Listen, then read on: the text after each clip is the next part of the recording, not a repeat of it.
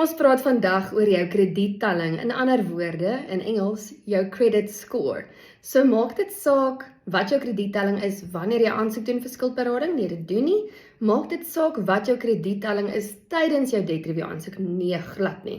Maak dit saak as jy klaar af is van debt review of niks te doen het met debt review nie. Of jou krediettelling reg is, ja dit doen. So hoe kry jy jou krediettelling reg?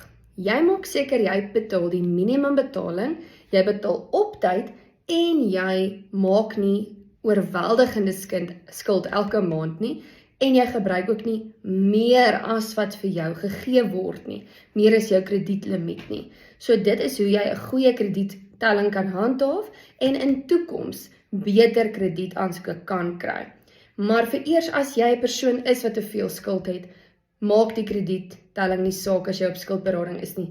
Wat na die tyd gebeur is, hy herstel jou kredietrekord, jou krediettelling, na 'n gemiddelde telling toe, wat dan beteken jy kan baie maklik weer skuld maak en wees net versigtig, gebruik meer wysheid, betaal jou goed op tyd, betaal alles presies reg op tyd en genoeg en jy sal dan sien hoe vinnig jou krediettelling optel.